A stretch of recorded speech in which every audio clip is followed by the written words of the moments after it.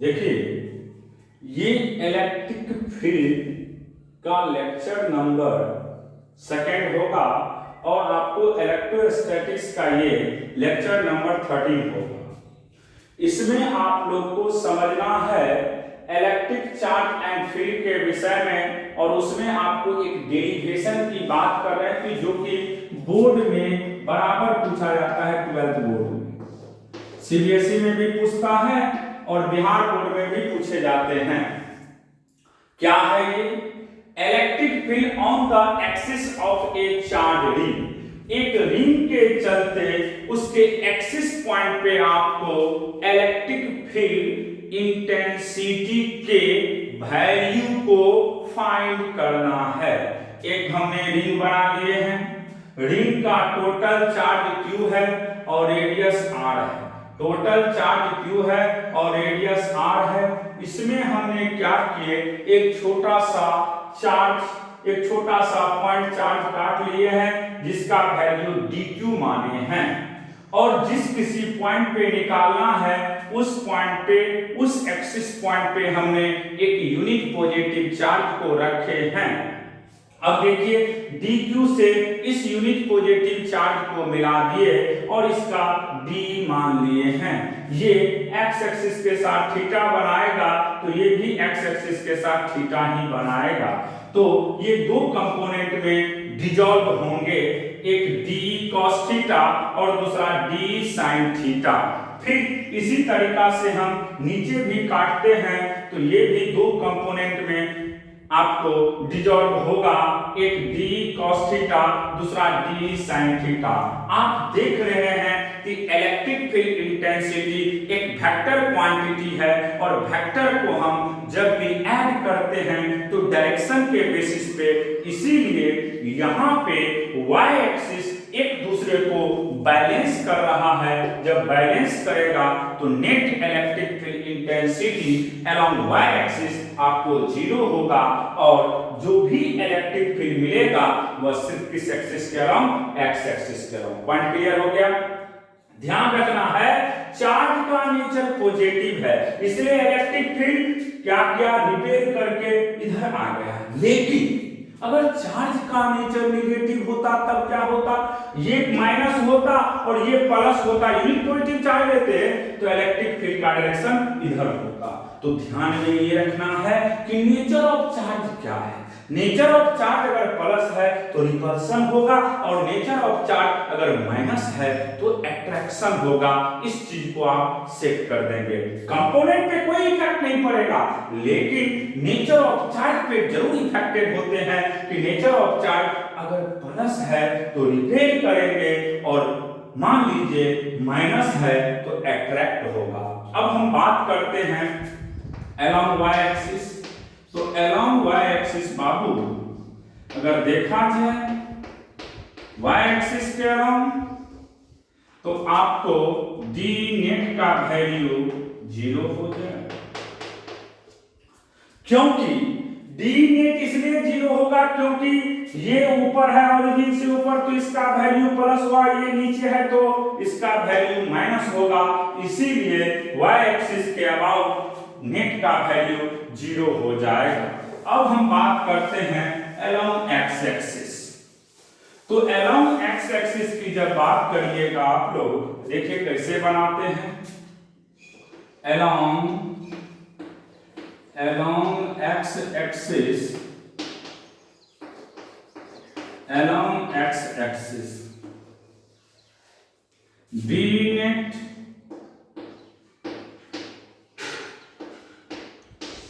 ये होगा आपका 2de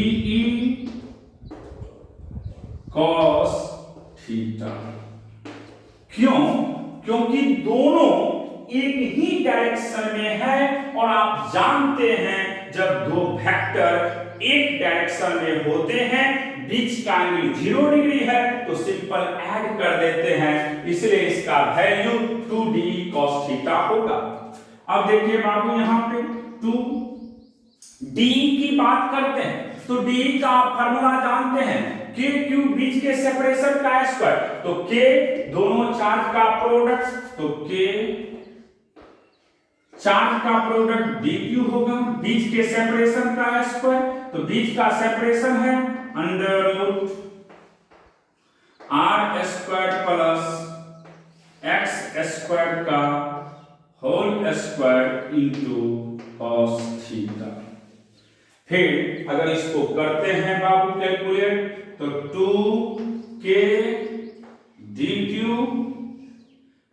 upon r square plus x square. अब फिर देखिए cos थीटा की बात करते हैं, तो थीटा के सामने वाले साइड को परपेंडिकुलर, जिस पे थीटा बनता है उसको बेस, और 90 के सामने को हाइपोटेनियस कहते हैं। तो थीटा के सामने वाले साइड को परपेंडिकुलर cos है, तो cos b बाय h होता है, तो b हो x और h हो गया ये, तो x by under root r square plus x square. अब इसको अगर हम लोग कैलकुलेट करके पूरा लिखना चाहते हैं, तो देखिए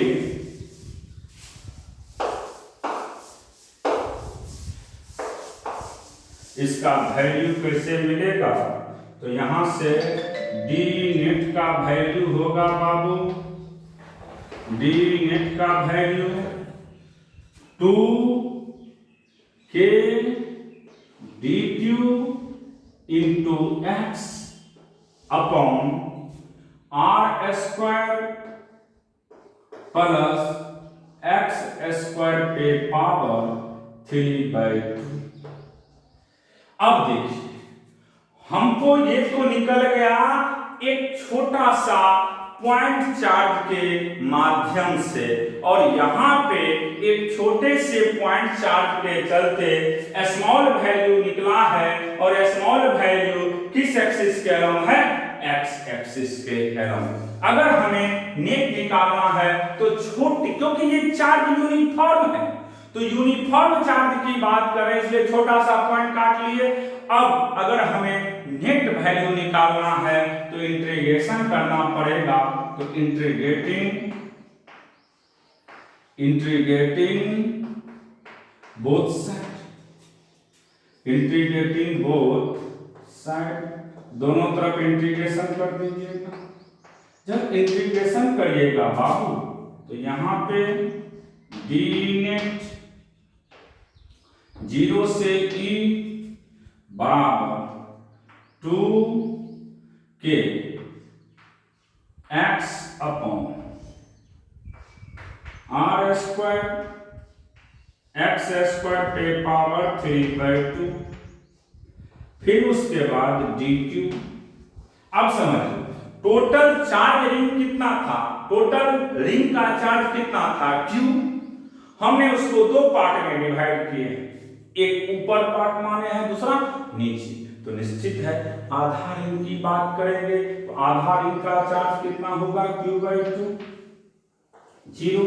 तो यहां से e x एक्सिस के अलोंग निकल गया value 2k x upon r square x square पे पावर 3/2 इंटू q/2, 2 से 2 कैंसिल। तो यहां से आपको इलेक्ट्रिक फील्ड की बात करते हैं, तो Ex का वैल्यू निकल जाएगा, इलेक्ट्रिक फील्ड का नेट वैल्यू निकलेगा Q या KQ भी लिख सकते हैं upon r square x square पे पावर 3/2 इंटू x, और इसको पूरा लिखना चाहते हैं तो e का वैल्यू होगा 1 upon 4 pi epsilon not q r square x square पे पावर 3/2 इंटू x। ये हो गया नेट इलेक्ट्रिक फील्ड इंटेंसिटी का वैल्यू कहाँ पे, एक्सिस पॉइंट पे। अगर आपसे कोई पूछेगा कि net electric field axis point पे क्या होता है, तो याद रखिएगा Q इंटू एक्स, जिस पॉइंट पे निकालना उसको x कहते हैं। मैं सेंटर से वहां का डिस्टेंस x हो गया, Q into x by 4 pi epsilon r square x square पे पावर 3/2। देखिए इसका जो डायरेक्शन होगा उस पॉइंट से अवे फॉर्म होगा, लेकिन अगर चार्ज का नेचर नेगेटिव होता तो वैल्यू यही होता, लेकिन डायरेक्शन इसका इनवर्ड की तरफ होता। किधर, इनवर्ड, उसमें आउटवर्ड तो इसमें इनवर्ड की तरफ होगा।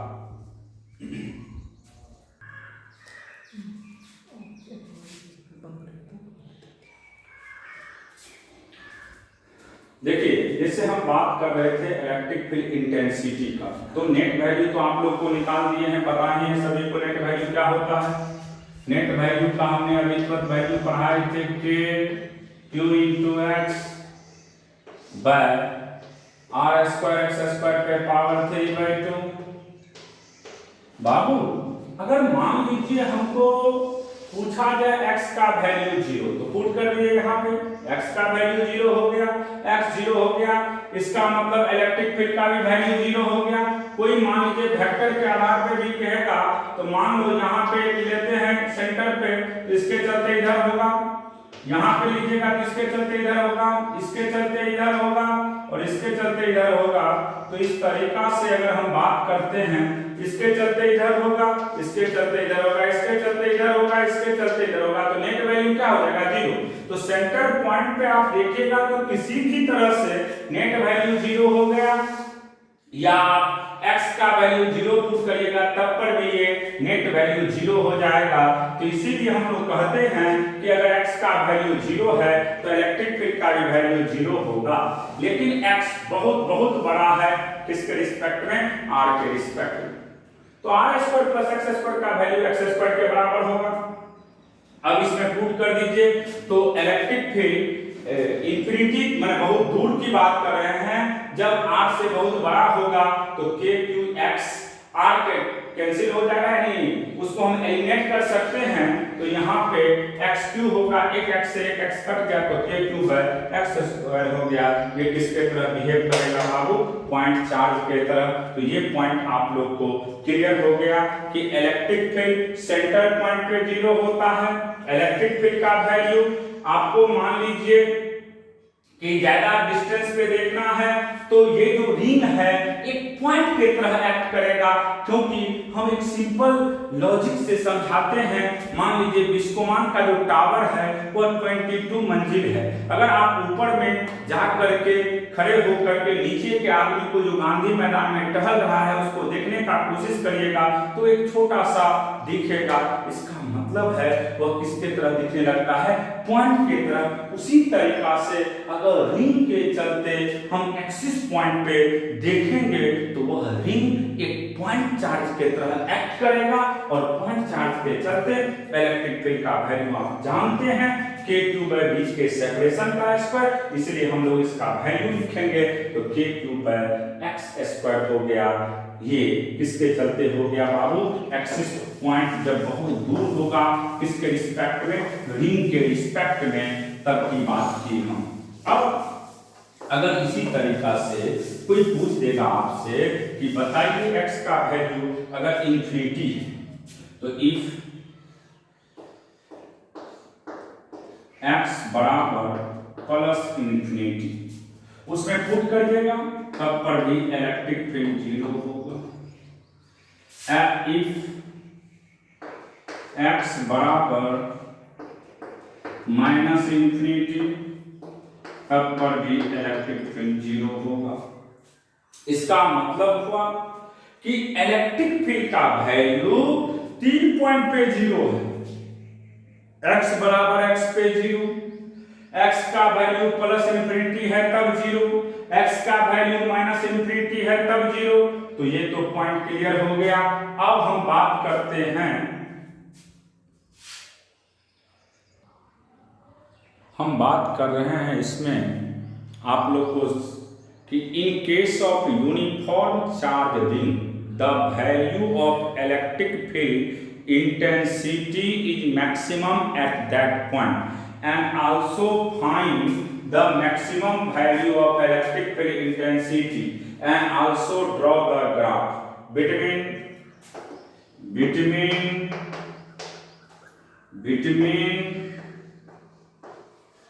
E and X।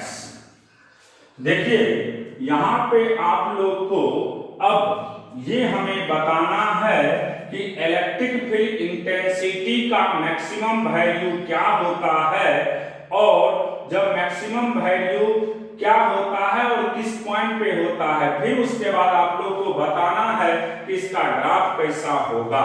तो आप जानते हैं मैक्सिमम और मिनिमम वैल्यू कैसे निकाला जाता है। देखिए हम समझा रहे हैं। सबसे पहला काम हम चलेंगे कैलकुलस के तरफ, मैथमेटिक्स में जो कैलकुलस है उसके तरफ चलेंगे, जो कि हमने बेसिक में आप लोग को पहले ही पढ़ा चुके हैं। क्या बताए थे, याद होगा कि अगर मान लीजिए हमें इलेक्ट्रिक फील्ड की बात कर रहा है कि इलेक्ट्रिक फील्ड मैक्सिमम कहाँ होगा और कितना होगा, तो कहाँ की जब बात करता है तो सबसे पहला काम होता है वेरिएबल सेलेक्ट करना। जब आप वेरिएबल सेलेक्ट कर लेते हो, वेरिएबल को फिर आप उसी वेरिएबल के रिस्पेक्ट में डिफरेंशिएट करिएगा, और डिफरेंशिएट करके टोटल टर्म को 0 के बराबर करिएगा। जो भी वैल्यू मिलेगा वह उस पॉइंट को रिप्रेजेंट करेगा कि इस पॉइंट पे इलेक्ट्रिक फील्ड इंटेंसिटी का वैल्यू क्या है, मैक्सिमम है। तो देखिए ध्यान से, जैसे हमारे पास E का वैल्यू पता है KQX by R square x square पे पावर 3/2। इसका मतलब है बाबू कि मेरे पास वेरिएबल क्या हो गया, x वेरिएबल हो गया। तो अब हमको ये पता चल गया है कि वेरिएबल क्या है, तो हम सबसे पहले वेरिएबल सेलेक्ट किए। अब डिफरेंशिएट करेंगे इसको किसके रिस्पेक्ट में, वेरिएबल के रिस्पेक्ट में। तो देखिए क्या होता है डिफरेंशिएशन का वैल्यू, अब समझा के हम बता रहे हैं इसके आगे। देखिए यहाँ पे जैसे मेरे पास dE/dx की बात कर रहे हैं तो KQ कांस्टेंट है, कांस्टेंट को बाहर कर लिए, इसको डिफरेंशिएट करें। x/√r² x² पावर 3/2 को किसके रिस्पेक्ट में, वेरिएबल, तो वेरिएबल x के रिस्पेक्ट में करेंगे। तो ये u/v का फॉर्म है। जब u/v का फॉर्म रहता है तो रूल कहता है dy/dx निकालना है तो v को छोड़ दीजिएगा, यानी नीचे वाले को ऊपर ले जाकर के छोड़ देना है, ऊपर वाले को डिफरेंशिएट करना है, फिर माइनस देना है, फिर उसके बाद ऊपर को डिफरेंशिएट अब क्या करिएगा, जिसको डिफरेंशिएट कर दिए हैं उसको छोड़ दीजिएगा, नीचे वाले को डिफरेंशिएट करिएगा और टोटल में आप किससे डिवाइड कर दीजिएगा बाबू, v² से। तो इसी फॉर्म पे हमने बैठाए हैं। जब इसको बैठाएंगे तो देखिए ध्यान से, dx/dx का वैल्यू 1 हो जाएगा। यहाँ पे इसके रिस्पेक्ट में ये डिफरेंशिएट नहीं होगा तो हम इसी के रिस्पेक्ट में इसको करेंगे। एक बार दिखा देते हैं, थोड़ा टफ डिफरेंशिएशन होता है इसका। तो यहाँ से इसका वैल्यू होगा KQ, उसके बाद R² प्लस x², ये 1 हो गया, माइनस x, फिर उसके बाद इसको डिफरेंशिएट करना होगा, R² प्लस x² पे power 3/2 upon R² plus x² into same चीज से मल्टीप्लाई और डिवाइड करेंगे तो इक्वेशन पे कोई फर्क नहीं पड़ेगा। ये आप लोग पहले से जानते हैं। फिर ये हो गया R² प्लस x², 2 से 2 कैंसिल, क्यूब हो गया। यहां से बाबू जब इसको करते हैं, स्टेप बढ़ाते हैं हम लोग, तो देखिए क्या इसका वैल्यू होगा, समझिएगा इसके आगे। जब इसको देखते हैं आप लोग तो ये होगा KQ into R² plus x² इसका value minus x into 3/2 r square plus x square 1/2 into 2x upon r square plus x square का होल क्यूब। ये टू कैंसिल। तो अब इसको अगर कैलकुलेट करते हैं तो के क्यूब बाहर निकलेगा, इसमें r square plus x square पे पावर 1/2। देखिए यहाँ पे 3/2 था ही, 3/2 में से 1/2 निकल जाएगा तो बचेगा एक पावर, इसका वैल्यू होगा r square plus x square minus 3x square by r square plus x square का होल क्यूब। अब देखिए बाबू, यहां पे ये वैल्यू निकल गया for maximum, for is maximum. अगर मैक्सिमा की बात करते हैं तो डी बाय dx का वैल्यू 0 के बराबर कर लीजिएगा, और जब 0 के बराबर करेंगे तो इसको 0 से गुणा करेंगे, 0 इसको भी 0 से डिवाइड, 0 में इससे डिवाइड करेंगे तो 0 हो जाएगा। तो आपके पास बचेगा अब are square minus 2x square बराबर 0, यहां से 2x स्क्वायर बराबर आर स्क्वायर, और यहां से बाबू x का वैल्यू होगा प्लस माइनस r/√2। इसका मतलब ये हुआ कि इलेक्ट्रिक फील्ड इंटेंसिटी का मैक्सिमम वैल्यू किस पॉइंट पे मिलेगा? प्लस माइनस r/√2 पे। कहां पे? प्लस माइनस r/√2 पे इलेक्ट्रिक फील्ड इंटेंसिटी का वैल्यू मैक्सिमम होगा।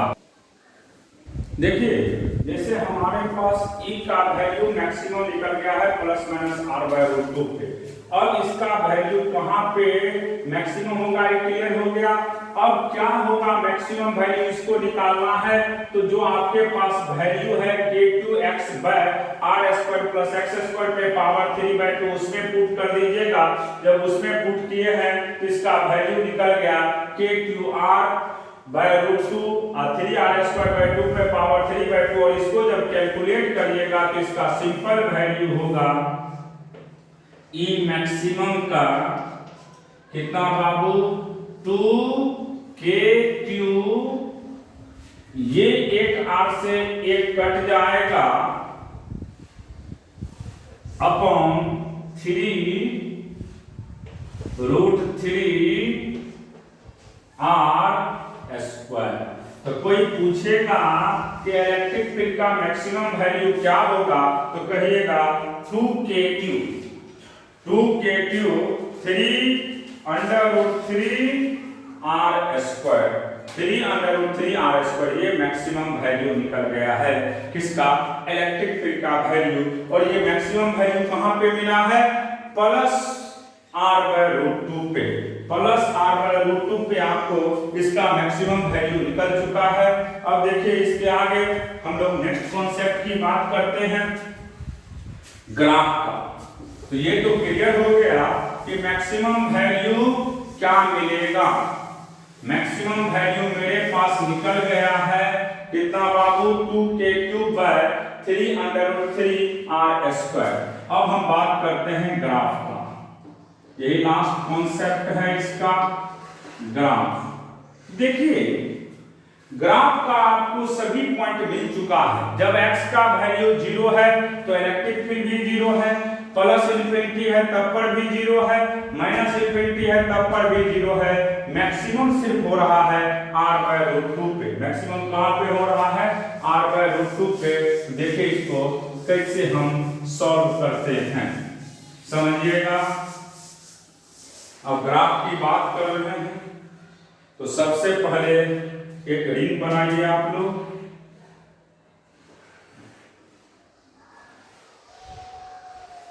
रिंग बना दिए, रिंग है ये, सेंटर पॉइंट है ये, इधर भी इलेक्ट्रिक फील्ड इंटेंसिटी,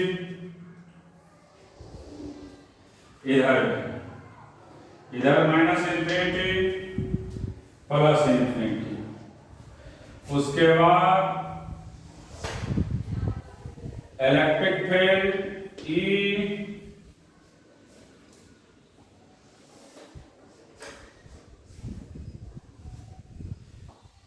ये सेंटर पॉइंट हो गया O। अब देखिए यहां पे जब हम बात करते हैं r/√2 पे, तो r/√2 पे E का वैल्यू मैक्सिमम है। देखिए यहां पे r/√2 पे E का वैल्यू मैक्सिमम है, मैक्सिमम तो है ही। अब इसको ग्राफ के माध्यम से दिखाने का कोशिश कर रहे हैं। जब आपको सेंटर पॉइंट पे है तो E 0 है, और यहां पे गया तो E का वैल्यू मैक्सिमम हो गया, फिर इंफिनिटी पे भी 0 के तरफ टेंस करने लगा। तो ये आपका इस पॉइंट पे कोई पूछेगा तो E का वैल्यू हो जाएगा मैक्सिमम। तो E मैक्सिमम हो गया किस पॉइंट पे, r/√2 पे।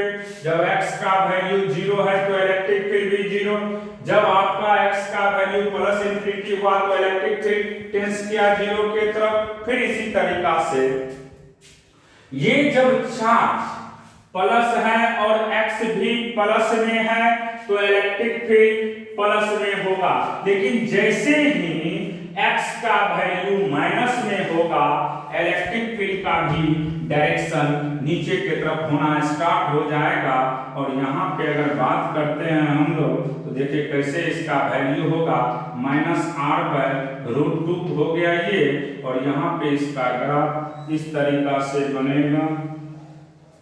तो ये हो गया आपका electric field intensity versus displacement का ग्राफ। तो अभी जो आप लोग को हमने पढ़ाए वह क्या था बाबू, चार्ज रिंग के चलते इलेक्ट्रिक फील्ड का वैल्यू कैसे निकालते हैं, ये अच्छे से हमने अभी ड्राइव करके समझाए हैं। कहाँ पे इसका वैल्यू क्या होता है, जैसे आपको सबसे पहले याद रखना है कि इलेक्ट्रिक फील्ड का एक्सिस पॉइंट पे वैल्यू होता है Q into x by 4 pi epsilon naught r square x square पे पावर 3/2। अगर सेंटर पॉइंट पे बात करेंगे x का वैल्यू 0 पे तो इलेक्ट्रिक फील्ड 0 होगा, x का वैल्यू प्लस इंफिनिटी पे भी 0 होगा, x का वैल्यू माइनस इंफिनिटी पे भी 0 होगा। और मैक्सिमम की बात करेगा तो याद रखिएगा मैक्सिमम वैल्यू इसका निकलेगा आपको किस पॉइंट पे, प्लस माइनस r/√2 पे। और मैक्सिमम वैल्यू कितना होगा तो वह अभी तुरंत प्रूफ किए थे, 2k³/3√3r²। फिर हमने आप लोग को अभी ग्राफ के विषय में समझाए कि ग्राफ कैसे लेते हैं। ये ग्राफ के विषय में हमने पिछले क्लास में डिस्कशन किए थे कि x का वैल्यू प्लस है, चार्ज भी प्लस, चार्ज तो प्लस ही है तो निश्चित इलेक्ट्रिक फील्ड का वैल्यू प्लस होगा। लेकिन चार्ज का वैल्यू प्लस है और डिस्टेंस यानी x का वैल्यू माइनस में है तो इलेक्ट्रिक फील्ड नीचे की तरफ यानी निगेटिव में मिलेगा, क्योंकि ये वेक्टर क्वांटिटी है और वेक्टर का एक सर्टेन डायरेक्शन होता है। डायरेक्शन के आधार पर इसका हमने ग्राफ को समझाए हैं। अगले क्लास में आप लोग को इसके आगे जैसे थिन इनफिनाइट लाइन चार्ज है, डिस्प्लेट है, इस सब के चलते इलेक्ट्रिक फील्ड का वैल्यू कैसे निकालते हैं, इस सभी पॉइंट को अगले क्लास में डिस्कशन करेंगे।